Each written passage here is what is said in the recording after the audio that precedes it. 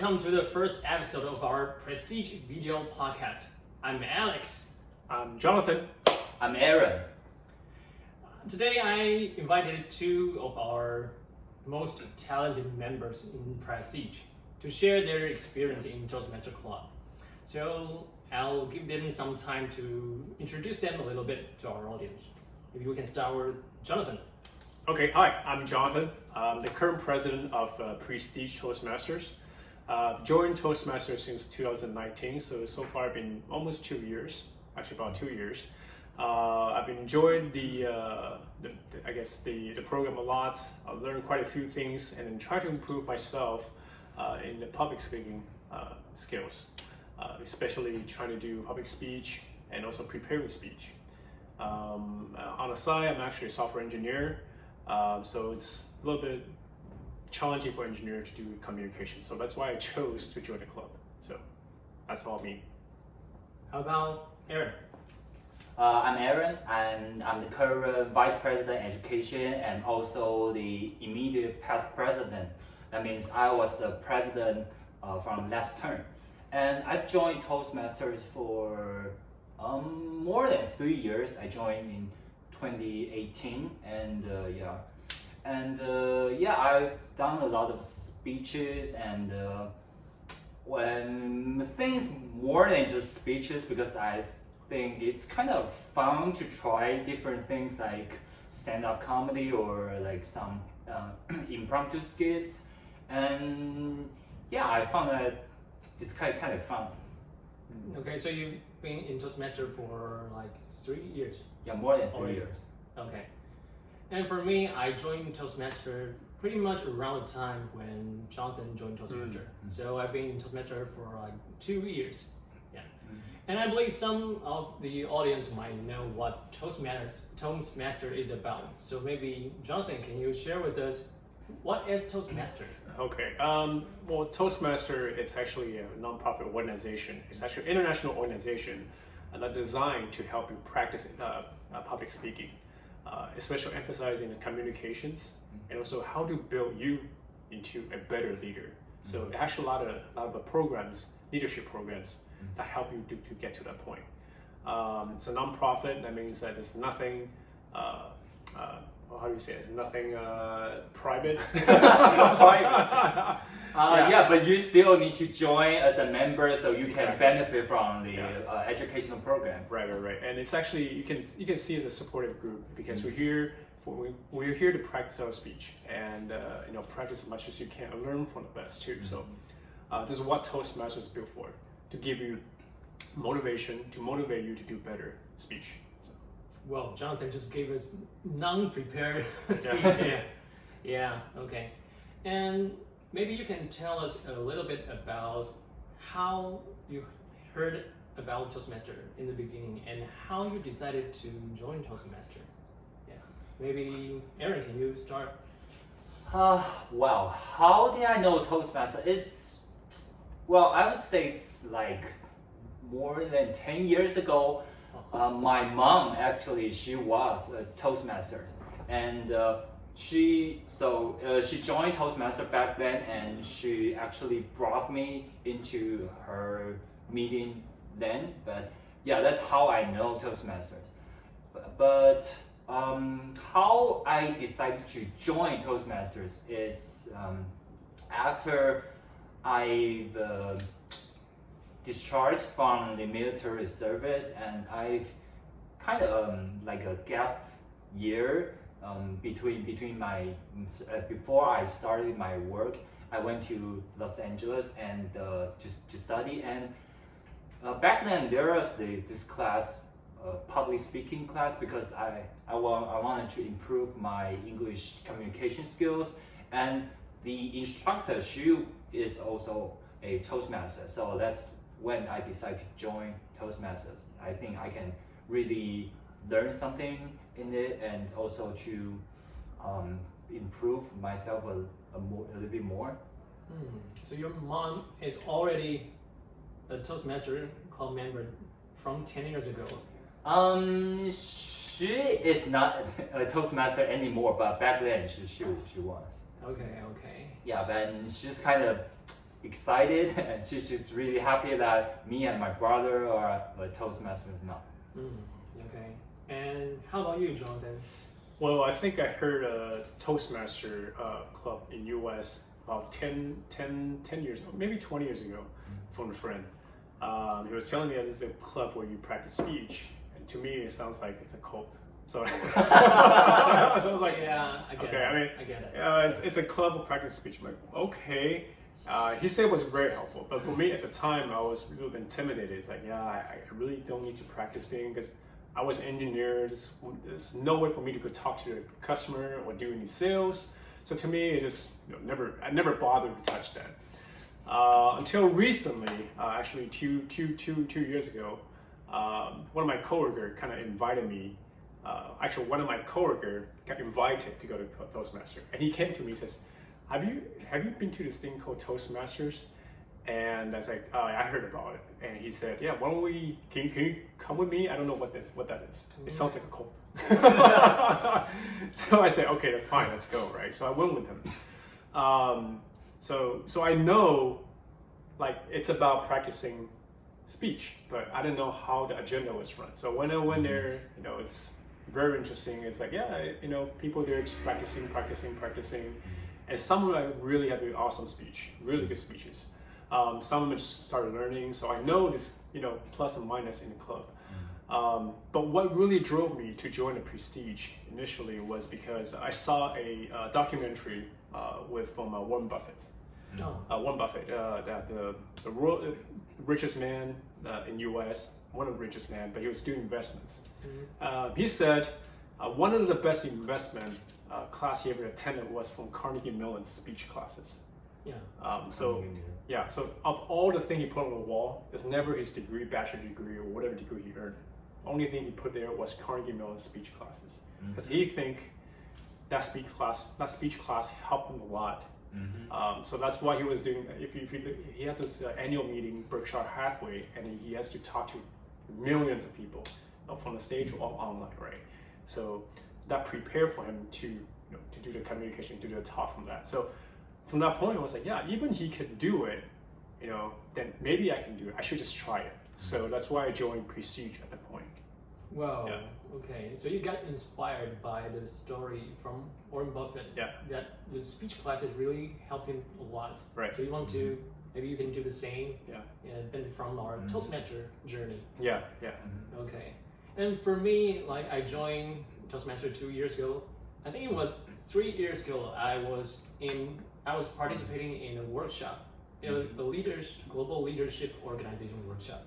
It was a 2-day workshop, and the event was completely in English. And at that time, I didn't feel comfortable giving speeches or speak in front of the public. But I found that my team members, they're very confident on stage. And during the break time, I talked to them and asked them, and how did they do that? And they told me that they joined Toastmaster Club. But at that time, I didn't know what that is. They just told me that, okay, you can try it. And you really will learn a lot from Toastmaster Club. Yeah. So after that, I Googled on the internet and found the nearest Toastmaster Club near my workplace. So that's how I found out about Prestige Toastmaster Club. And that's how I joined the club. Yeah. Okay. I believe I lost something. I didn't mention how I decided to join the Prestige, because I knew Toastmasters for a long time, but right before I started work, I actually surveyed online, and I've joined a few Toastmasters meetings. I think I've joined like 3 or 4 clubs, and I really like the atmosphere in Prestige, because there was this club called Taipei Metro. They're like all corporate professionals. So I was like, wow, there I could really learn a lot there, but it was really stressful.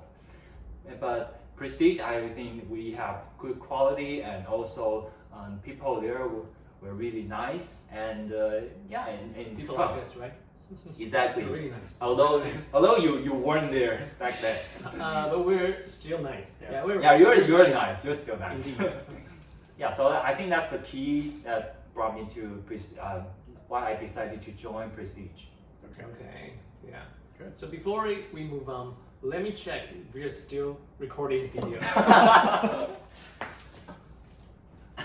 Yes, we are. Okay, good. So, after you join the Toastmaster Club, I want to know what are the learnings you got from Toastmaster Club? Or what do you think is the most precious lesson you learned from Toastmaster? Yeah, maybe we can start with Jonathan. Okay. Let's see. Well, that's the first but I think. Yeah, Don't worry, there's no counter here. I think for Toastmaster, one thing you But learn. actually, you said a lot of ahs before this one. But never mind. Yeah.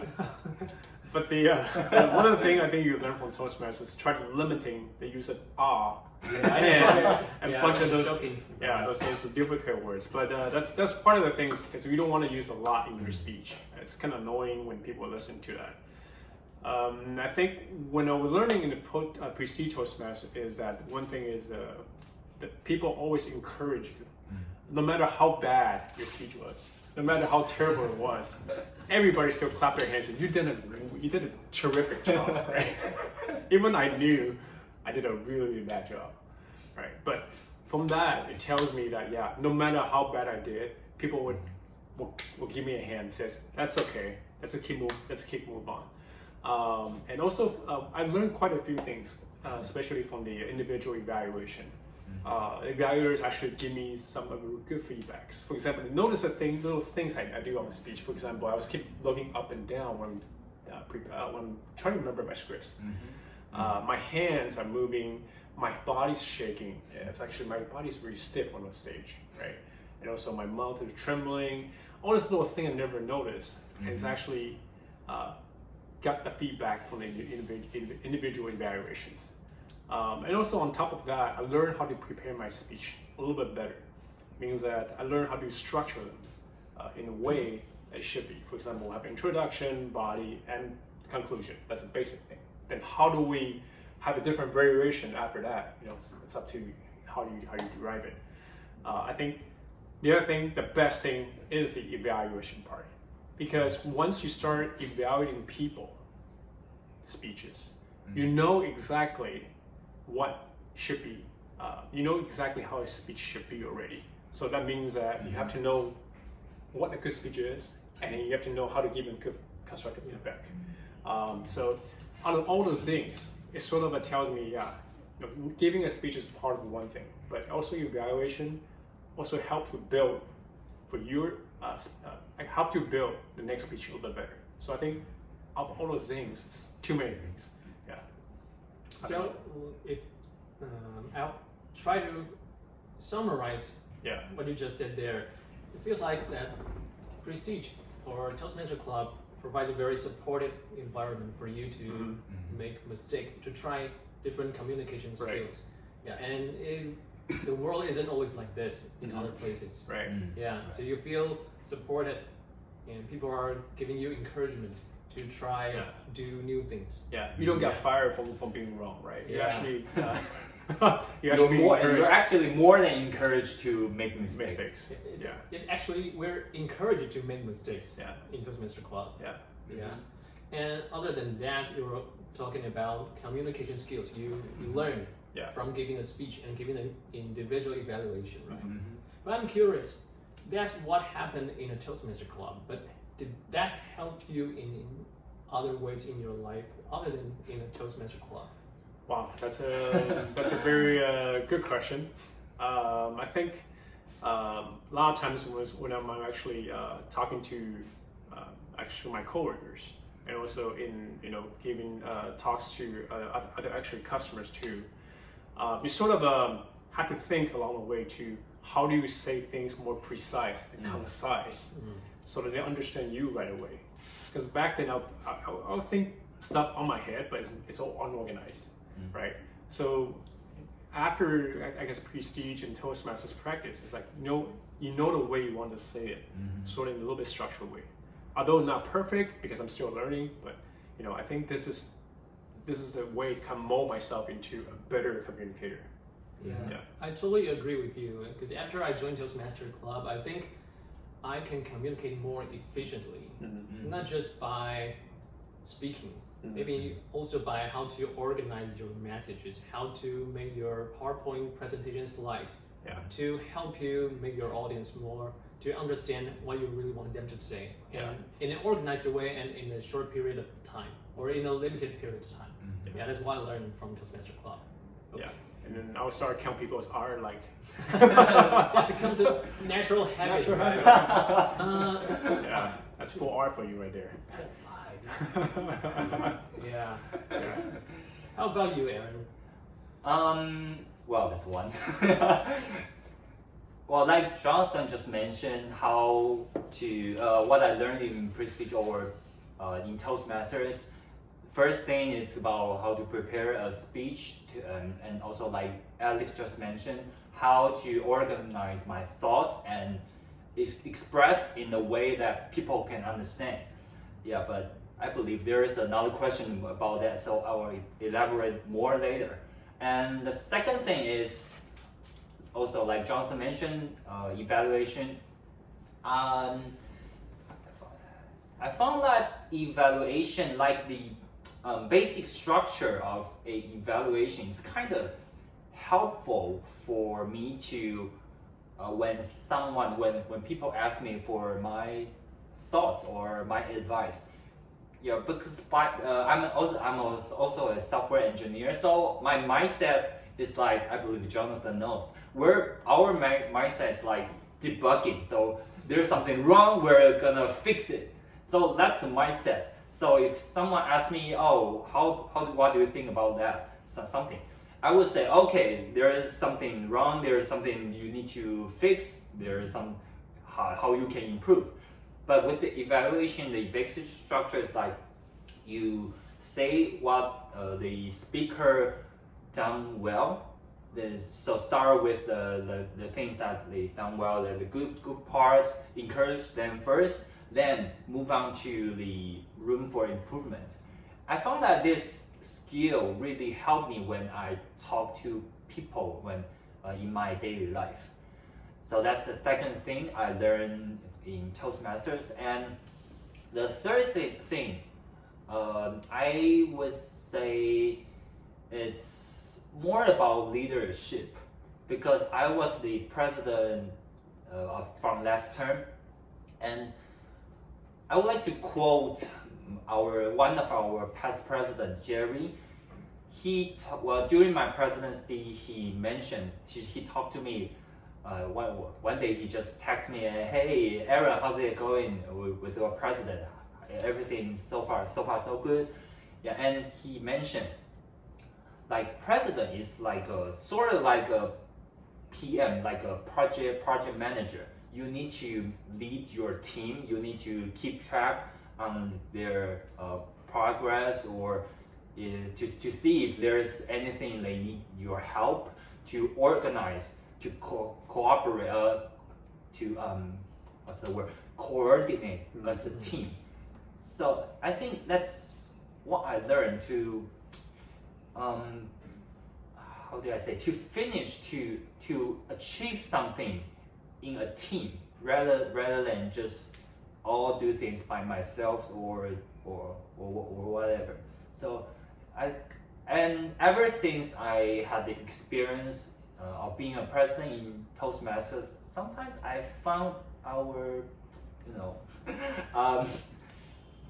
some people from my company, I think they should come join Toastmasters to learn how to lead. Yeah, but don't tell my boss, please. So leadership, you mean, so after you joined Toastmaster, you learned as a previous president, you learn how to maybe like to assign different tasks to different people and how to track their maybe milestones. Is that what it's about, or? I would say it's more of for example, there is vice president education in the officers team. Yeah. So and the VP's duty is to organize the agenda, to organize the meeting, to make sure all rotators are fulfilled, and also what's next? Vice president membership, the other officer, VPM's duty is to recruit new members and to take care of our members. Yeah. So each officer has different responsibilities. So how to, I would say, guide them to fulfill their duty and to help them when they encounter some problems. I would say that's how to make a team like really work smoothly. Okay. So I'm curious because after Sharon and Aaron and Sharon. I should get a wig. Aaron and Jonathan share your experience. I'm curious about. So we learn leadership skills. We've learned communication skills, and you've talked about how we can apply the skills in maybe our work field every day. But how about maybe other than work? How do you find them useful in other aspects, different areas in your life? How about your personal life? Does that help you in any way? Like I mentioned, the evaluation could help me to not just because back before I've learned the skill of being an evaluator, I sound like really critical or just criticize things. Although what I have in mind is I was trying to help them, to give them precise suggestion in my opinion, but they would say, "Oh man, you're harsh." Yeah, but engineer, harsh. debug. Yeah, so I think that's kind of the art of communication, because there is sometimes people they want your advice, but people actually want you to say something that you've done well, to tell them what they have done well, and also to build to add something to on top of that. Yeah, so I think being an individual evaluator is kind of helping in this kind of field. So so it's communication, not just at your work. It's a general. Yeah, for our friends, my family, all of them. Okay. So Jonathan, how about you in your personal life? I'm trying to think. I don't know. I mean, and generally, I think basic communication. This isn't much, but I think what I got from Toastmaster more from this year was because I think I lead the club, being the president. Taught me one valuable lesson is that how to delegate your work, right? Because if you start thinking, if you're the president of the club, that means you are responsible for this club, for every aspect of everything. And for each rotator, for example, VPR, VPM, those are people who try to delegate. You're supposed to delegate your jobs out to them. Yes. They share your responsibility. So in my perspective, it's like, yeah, that's supposed to be my duty, but thank you for taking that role, for helping me out, right? So I'm delegating out. So what my job is actually to trust them to do their jobs. And if they have problems, then come to me. I think that trust level, which I built between myself and them, is actually valuable because at personal level, it means that if I trust my friend to do something, I have to trust him to do it.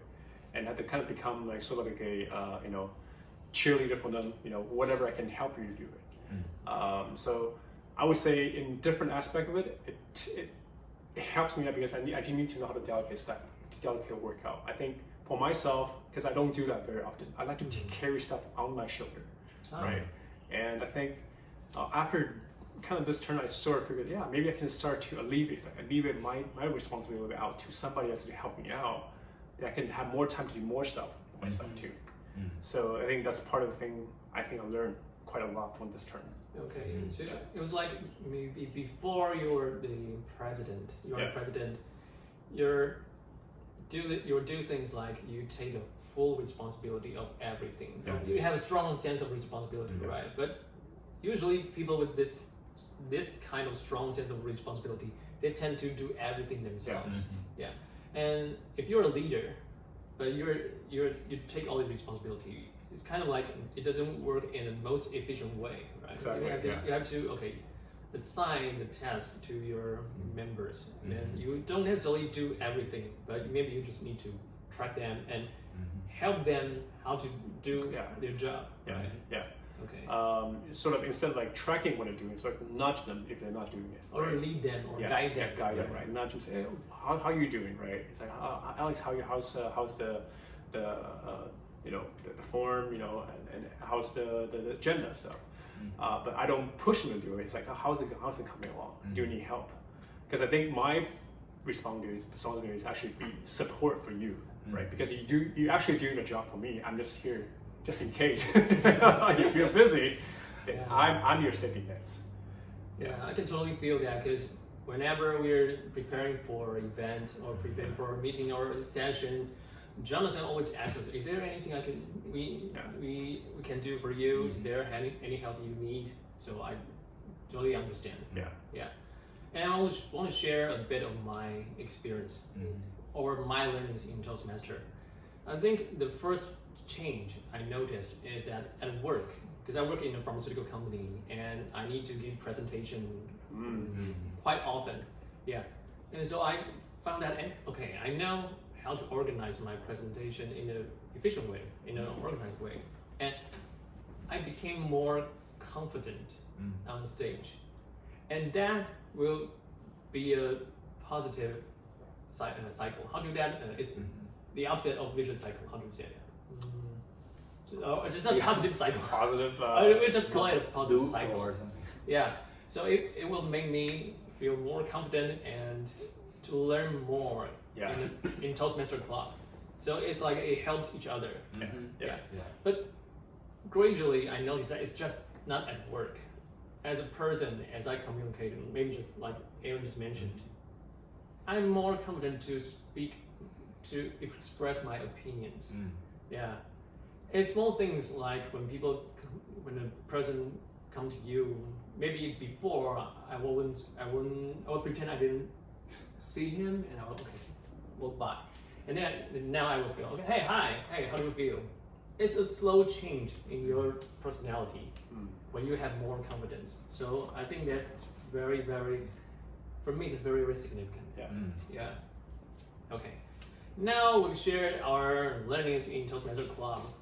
We can come to the most important part of our, maybe not this episode, but the important part in a Toastmaster regular meeting is preparing for speech and doing an individual evaluation. Yeah. So I want to ask you guys to share some of your tips about how you prepare for your speech, because for your information, Aaron and Jonathan are very experienced speakers in our club, but maybe you have different ways of preparing for a speech. So how do you prepare for a speech before every meeting? Maybe you can start, Aaron. Yeah. How do I prepare my speech? Well,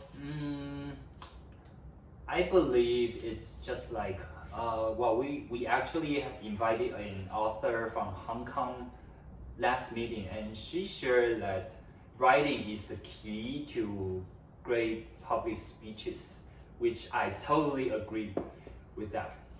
But how I prepare it is, first, I would say the most important thing is we would say it's the core value or the main idea or the message or your purpose. What do you want your audience to know after hearing your speech?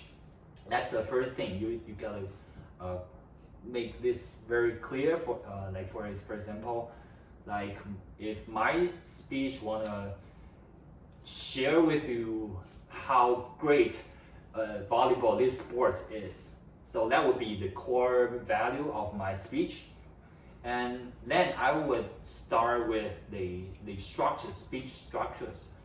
Mostly for a 5 to 7 minute speech, I would have at first it's introduction, of course, introduction / opening. Then in the end is the conclusion, the takeaway message, and in the middle, sometimes I would say it's like maybe 3 or 4 points, main points. Yeah, so I would come up with the basic structure of my speech, then start to write my script, the whole script. Yeah, I finished my script, and then I started to practice. How long does it take for you to write a a speech? script? Yeah. It depends. Well, in the beginning, it would take like weeks, but now with more practice, there's this. I was invited to a contest. I forgot the level, and I was a test speaker. Which anyways, so I need to deliver a speech, and I had the idea of the content the speech was about, but I didn't start to write my script until it's 2 days before delivering the speech, Bad example. is not a good example exactly. Yeah, but the speech is. Well, I don't think that's really good. Just have the basic structure and things, but it's kind of the core message is kind of blurry since I don't really have time. So for a good speech, I would say at least few weeks to have a good to finish a good draft. Mm-hmm. And more importantly, I think it's the practice, because we're not like, I don't know, we're not perfect. We cannot just like Einstein or Picasso or those talented authors or artists. We cannot have a perfect script or perfect speech at the very beginning. So I would say the second thing is, during practice I will revise the script. And how I practice is I practice each paragraph at a time. So it's like the first paragraph I practice a few times, then all the paragraphs I can remember, or I can just I think I'm good to say it. Then I would try to practice the whole speech. And then during the practice, if there is some words or phrase I found that it's hard for me to remember, or it's hard for the audience to understand what I was trying to say, I would use another sentence to replace the original ones. Yeah, and record yourself if possible. I know it's embarrassing to see your recordings. Yeah, because there's sometimes I was like last year when I was preparing for the international speech division level. Yeah, I recorded myself and was like, oh holy mother. I look terrible. Oh my god. Because I was delivering my speech, I thought, okay, I was doing quite well, but when I recorded, I thought, okay, my eyes were like looking right to looking left, and my hands were doing random stuff. But that's how you can really see the audience from the audience perspective, point of view. So I said, okay, so I have this little bad habits that could influence that could have a bad influence on my delivering speech, my message. So then after the practice later on, I could try to fix that or try to practice in to become a better to have a better performance on stage, I would say. Okay, so you're now not afraid of watching yourself? I'm still afraid. I'm still kind of nervous. So maybe after we record all these podcast video, I will now send this file to you. Don't worry. Yeah. And by the way, Aaron was really nervous before we started to record this podcast. Yeah, true story. So if I want you to summarize the preparation to one most important tip to our members, what would that be? One most important tip. Yeah. One. I would say it's write the whole script. Write the whole script. So rather than rather than just remember, just pick some ideas. Oh, okay. Because I would say that could really help you to perfect your. So that's how you do it. That's how I do it. Because I've heard someone say that, okay, you can write the whole script, but just before you go on stage, you should just remember the key words. Oh, exactly. How do you say for that? Okay. Yeah, I agree with that. Yeah, the key, it's not about trying to memorize all the words. Well, if you're competing in the international speech, like the World Championship of Public Speaking, yeah, if you're going to that level, well, you need to exactly remember all the words, all the word by word. But I would say in most speeches, you don't have to remember all the words, because if you're trying to remember the exact words, you would think, okay, well, what's my next sentence?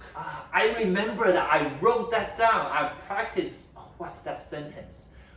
Well, that's not actually a good practice.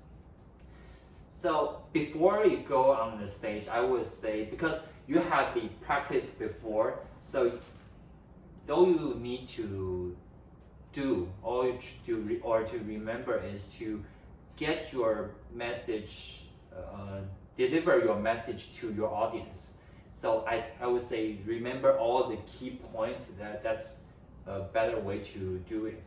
So write the full script. Then practice, but right before you go on stage, just the keywords. Okay. Just forget the script. Forget the script. Just maybe the flow. Remember the flow. But the message, the key values. Okay. Good tips from Aaron. And thank you, Jonathan. How do you prepare for your speech? Okay. I think I'm going to divide this into two parts. Two parts. Okay. So the first part is actually when I first joined Toastmasters. We all have this pathway we chose, right? Yeah. And this pathway actually give you a little topics for each speech you're supposed to give. Okay. So from each topic, they'll give you a little bit of tips how to make your speech, how to write your speech, and then on you put on your own examples on top of that. So initially, I did what Aaron told us to do, is that I wrote down the full script. Okay. But for me, I'm actually a very lazy guy because sounds like you're going to tell us that no, Aaron's tips are not working.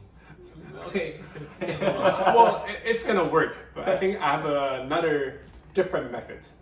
I would say different method. So I followed a method, and so I prepared my speech. I wrote my speech, and when I get on stage, I always run into this problem. I'm trying to remember my speech word by word. If I miss that word, I forgot what I should say next. And that frustrated me because when I'm on stage, I'm stressed, nervous, then I forget my script. Yeah, we all are. Yeah, the world just goes upside down. And you have 30 sets of eyes looking at you, and you're looking back at them and thinking, what should I say next? Right? That's like a Friends Ross moment says, what should I say? What should I say? Say something, say something. But but you don't know what to say. It doesn't help. Right? So that's the first part, because I try to remember, say I wrote my script. But for me, I don't write my script a week before. I actually wrote my script a few days before I was giving a speech.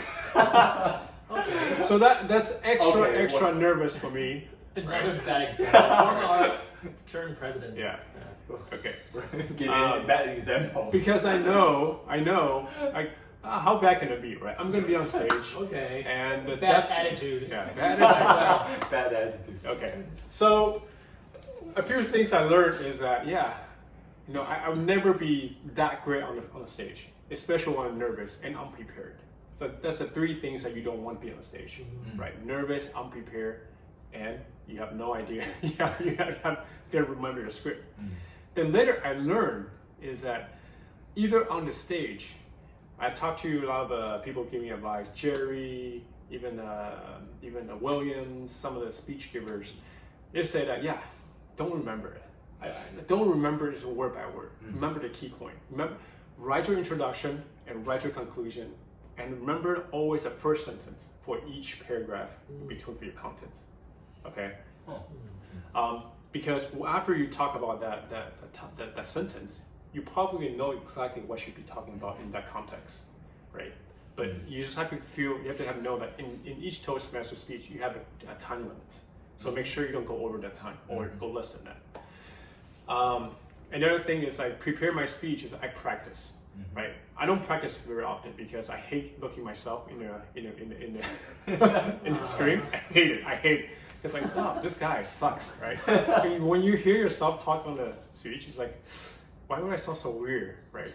So if I'm gonna look back for this video, it's like, I look so kind of weird in this video. Okay, so Alex, don't say I'll keep the file myself. Don't send it to you. Don't send it to anyone. Don't send it to me. Don't send it to me.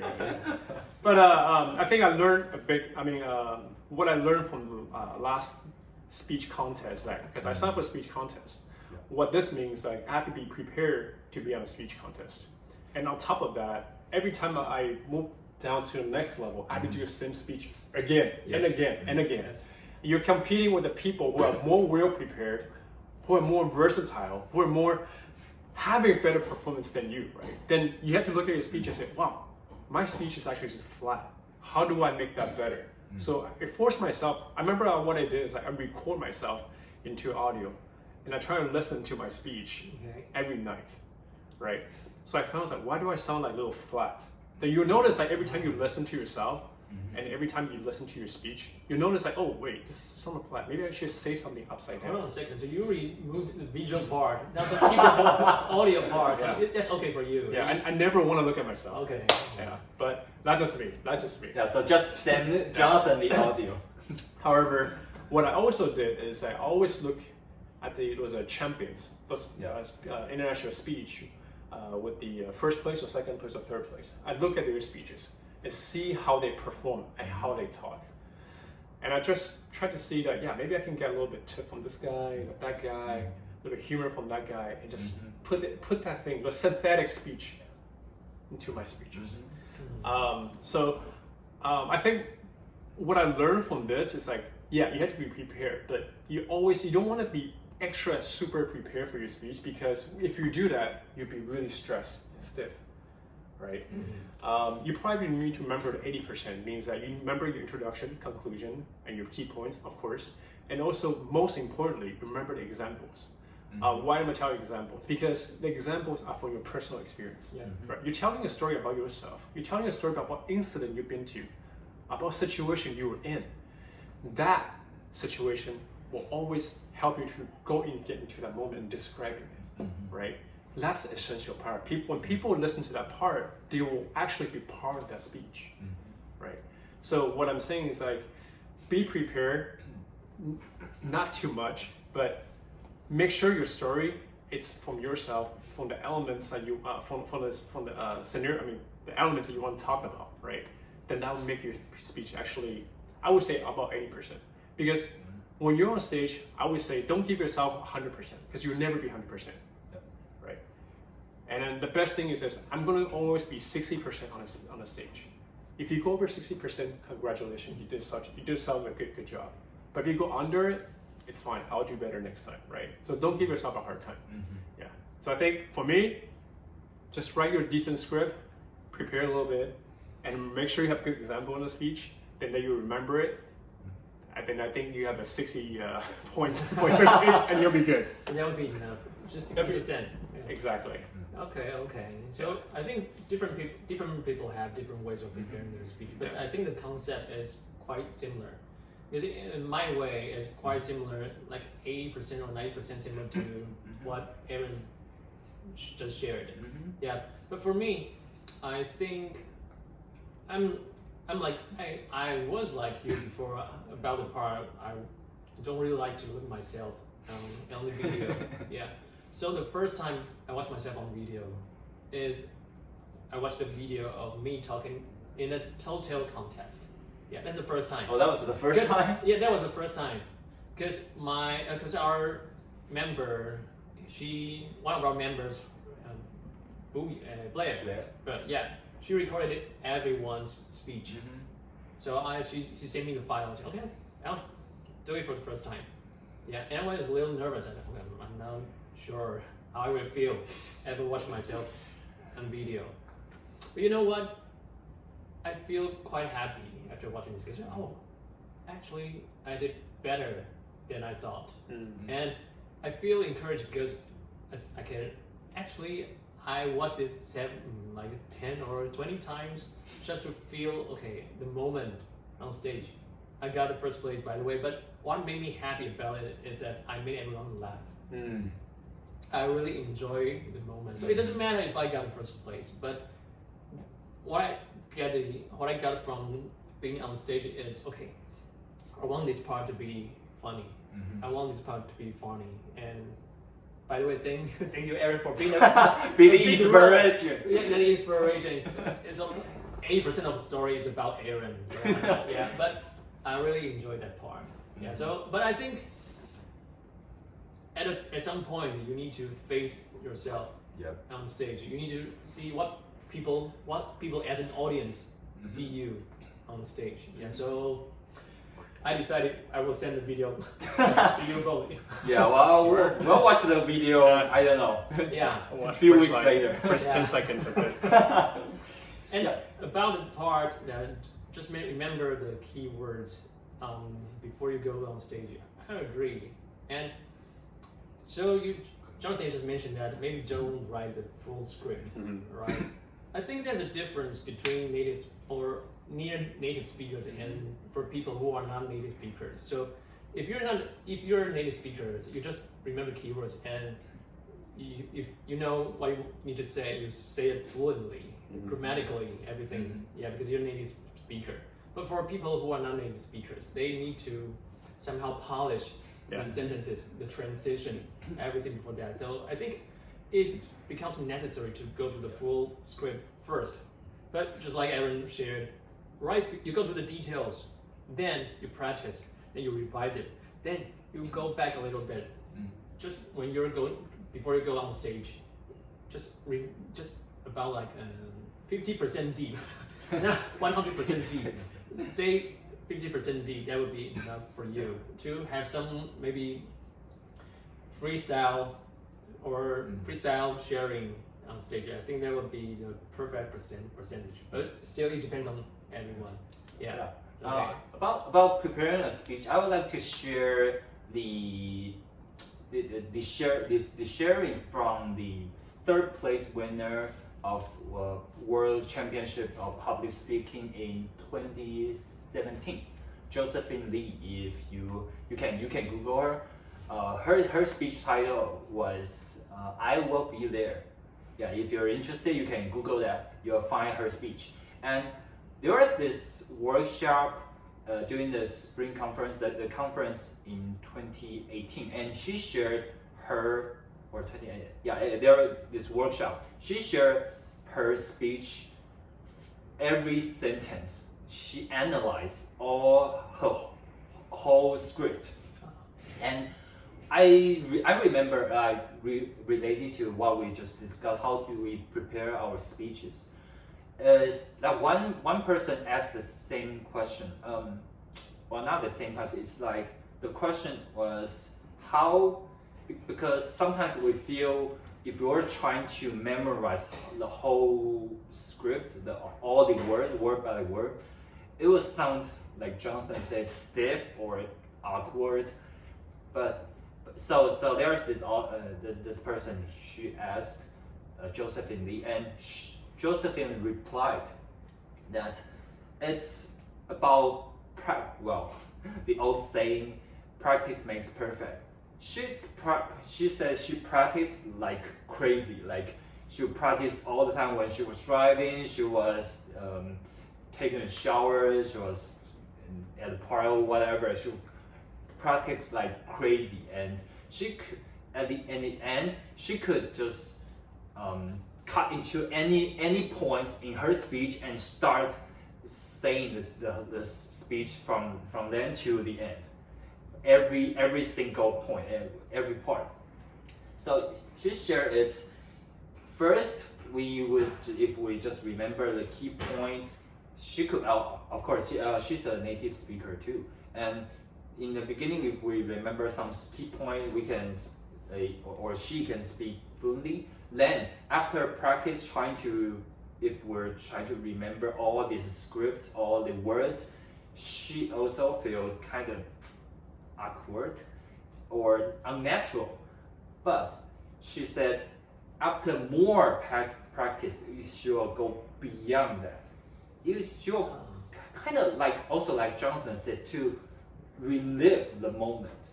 So she said, well, doing her the contest, when she was on stage, her mind was kind of like blank, but she would just deliver the whole speech because it was just kind of like a skill or like sports. It's just she can just automatically just deliver the speech. It sounds like the whole speech was built in his brain. Exactly. Yeah, I think I'm thought of an example. It's like remembering a song. So after a few years, you don't. Yeah, you sing the song over and over again. Yeah, but if you hear the rhythm, if you're part of the music, you can just sing it out. Oh, okay, that's it. Because I remember it was already in my brain for so long. Exactly. Yeah. Okay, good sharing from Aaron. Yeah. And our last part, I want to talk about. So, in addition to preparing for a speech, for the individual evaluation. Mm-hmm. For me, that's even more difficult than preparing for a speech because you don't get to prepare it. You can't prepare it in advance. Mm-hmm. You have to do it like almost right after someone gave a speech. Yeah, like an hour. Yeah. Time. So maybe less than an hour. Yeah. Sometimes. Yeah. So how do you prepare for the individual evaluation in such short of period of time? Mm-hmm. How do you do that? Maybe Jonathan. I think for myself, I'm still trying to learn to be a good and organized individual evaluator. What I learned from most is actually learned from what I heard from my IEs. For example, Williams, Alex, Aaron, Annie. They will give me some feedbacks, and then I always try to remember the structure they give it to me, right? Because afterwards they'll give me a paper with their feedbacks, what's good about it, what's bad about it, and what I need to improve going forward. And also on the pathway, it was tell you that there's a structure for you to write, right? Good, bad, improve, right? Good, bad, improve. So how do I prepare? I think by preparing it, I would say the opposite, means that you have to listen to more speeches. Because by listening to more speeches, I think you get to know what is good, what is a good speech, what is a okay speech, what is something that's very bad speech. Then from there, you can give yourself a sort of like a line, draw a line, says, okay, I'm gonna, every time the speech, I'm gonna draw from this line, and what's bad about it, I can start, figuring out what's good, what's bad about it. You start to tell, what makes a good speech and what makes a good Exactly. So I think by listening to more, because I listen to international speech, I listen to like our speech from our club, speech from other clubs. Like a lot of times I pick up things from left and right, and also listen to others evaluate it, how to evaluate it. There's one time I went to TGIF, listened to Jalen speaks, the IE. She was amazing. She never bring up the sheet, and she went through details, not detail, but analyzed it very, very to the point. Yeah. So I was like impressed. How did she do it? And I think she done this by practice a lot. Yeah. Right? She listened to tons of speeches. Right? She's also an editor too. So that's why she's good at this. So the essence, I think, is that practice more and also listen to a lot of speech. Then from there, you figure out what the line is, and then you know what the structure for each speakers are already. So by the time you listen to it, it's not something brand new for you, right? Then you can actually give and analyze what's good, why are you doing this. You can actually minimize it. You could use an acronym for this and that, right?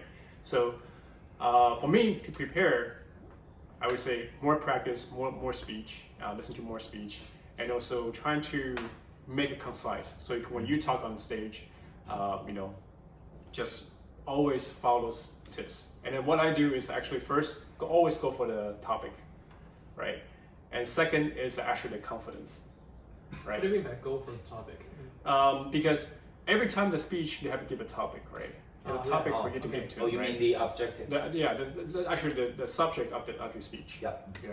Topic of your speech. Okay. If it's something weak, says hi, or something like be a leader, that sounds really flat, right?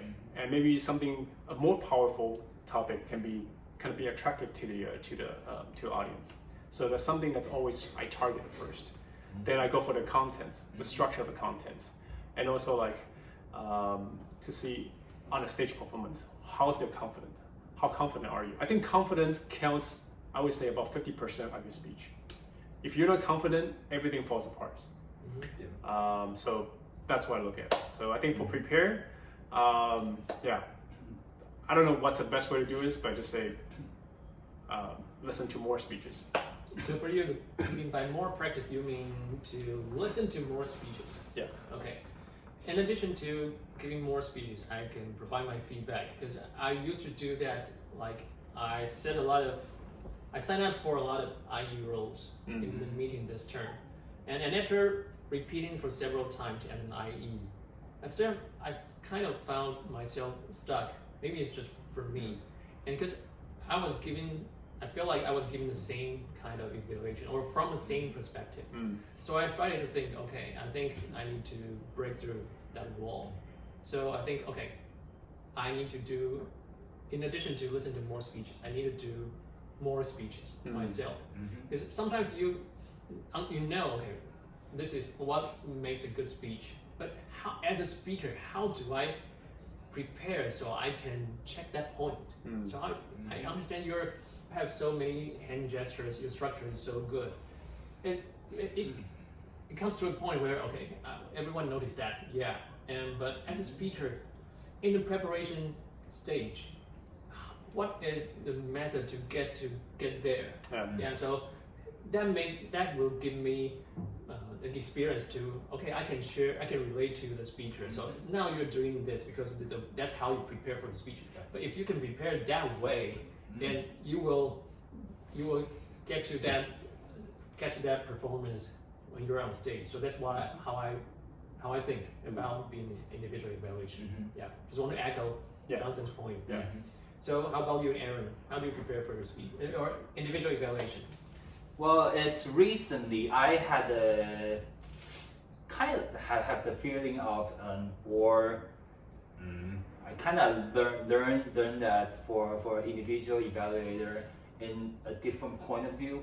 It's that firstly I would like to share the I would say the characteristics or the purpose of for a evaluator. It's the first thing is actually Alex just shared to how to help the speaker improve. How do they and also like Jonathan said, Jonathan is really good at encouraging the speakers. So I would say it's the purpose of an evaluator is to encourage and to help the members grow. So that's the first thing. And the second thing is of a evaluator speech. Why I say it that way is because it's an speech. Because if we're we're just trying to help this speaker. It's well, we got plenty of time, just during intermission or after the meeting or text message or whatever. We can tell them or just call them, just talk to them. We can have a lot of discussion. But how do you deliver your message? By message, I mean, how do you share the speakers what they did well, and also some improvements, those aspects to your members in 3.5 minutes? That's something I was also trying to learn, because that's also a very short speech. So, like the basic structure, we say there's good parts and something they can improve. I would say the good parts of the speaker. I noticed some evaluators would repeat the content of the speaker, but I don't think that's necessary, because the content, firstly, they already say that, and secondly, they say better than the evaluator. So I would say don't repeat the content, but how do you analyze? For example, it's let's say Jonathan deliver his speech about his story in junior high school. Then we could analyze, okay, Jonathan, you had a great speech because your speech structure doing this and that, so we can follow your story, and also how you put personal story to support your idea. So that's the good parts. That's how you analyze the speech, not just repeat the things speaker just said. So and how do I prepare for an individual evaluator? Firstly, what I really care about is the objectives. Objectives like for example, researching and presenting this project. So the purpose is to research and present. So you need to or I would focus on if this speech is well researched. There's for example, I remember Monica delivered a speech about U.S. stock. She was really well researched about how the U.S. stock market works, and then how do they present a topic to a well researched. Sometimes it could be really hard to for the audience to understand, and how do they present it to the audience. So that's the objectives. Or like Arsen's speech last this Thursday, his objective was connect with your audience. So the purpose of his speech is to use the speech or his story to connect with the audience. So that's the objectives. That's something I would really care, because every project in Pathways, it has its purpose, not just the general speech is good or bad or performance. So you mean it's not just writing not just general, the but script that your speech needs to serve the objective, the purpose and the objective of the of the project, right? Yeah, exactly. Yeah, so that's the thing I think we can really benefit from the Pathways educational system. So I would read the manuals if possible, or read the evaluation form in advance, so I could give the speaker the feedback about that project. Okay. So you'll have different ways for preparing a speech, but I think if you want to, you mentioned about the objective, right? Mm-hmm. To keep to the objective. Yeah. And don't repeat others' don't repeat a script. Yeah, maybe you can try to analyze it from a higher level or higher perspective, but don't just repeat because that would kind of waste the short period of your time. Yeah. You only have limited time for up 2 or 3 minutes, so do it more on the improvement part, right? Okay, yeah, good. So we've learned a lot of experience and learnings from you guys, our current President Jonathan and our current Vice President of Education, Aaron. Thank you for sharing with us today. Yeah. So, and we initially wanted to record only like for 20 minutes or 30 minutes. I think we've already gone beyond. I believe it's like an 1 hour. hour. It's a good thing because you guys earn a lot from us. Yeah. Thank you for watching. If there's more, you can expect more in our next episode. Okay. Cool. Any last words to our audience? I would say, just come here and deliver more speech and be yourself, have fun, and share your stories. Yeah, good. Aaron? And yeah, I think that's about it. To practice more and enjoy more. Okay, good. See you in our next episode. Bye-bye. Bye-bye. Bye.